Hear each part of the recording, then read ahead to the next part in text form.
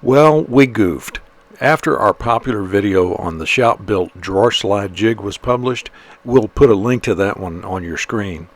A number of viewers pointed out that we didn't provide much detail on how to horizontally align drawer slides in face frame cabinets. They were right. In the next 5 minutes or so, we'll go over our favorite method for setting that alignment, right now here on Shop Tales and Lore.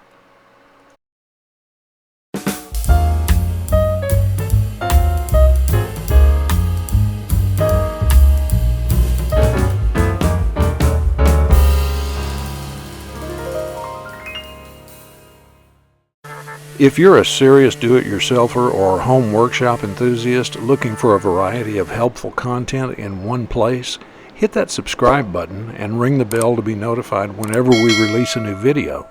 And if we've helped you today, please take a moment to like, share, and comment below.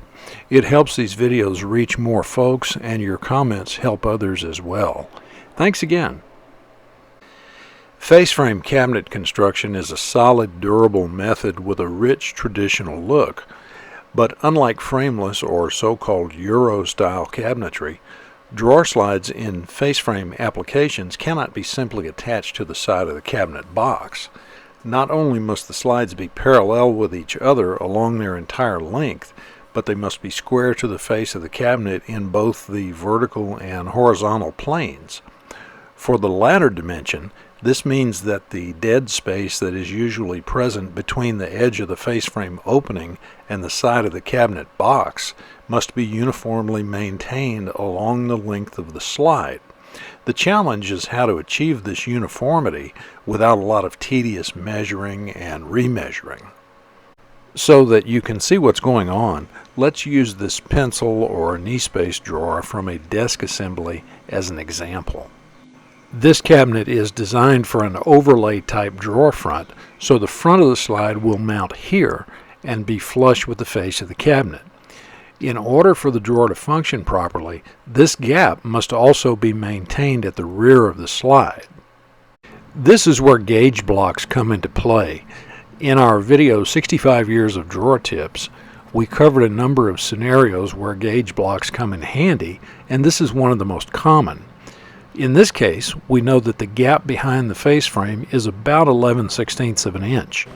We didn't have a block on hand that was this exact dimension, so we combined a 5/8 block and a tongue depressor to come up with the right thickness. Notice that the back of the slide rests directly on these spacers.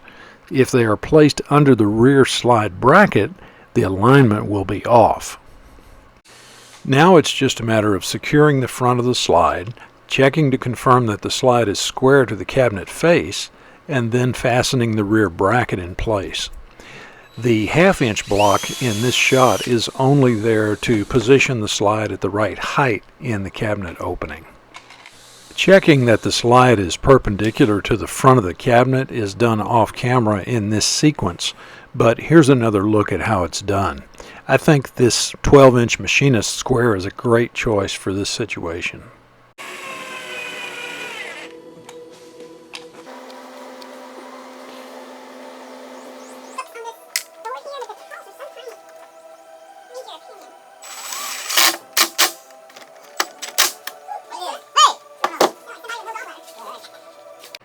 Well, that pretty much wraps it up. Be sure to check out our other content like the topics shown on your screen. Thanks again for stopping by.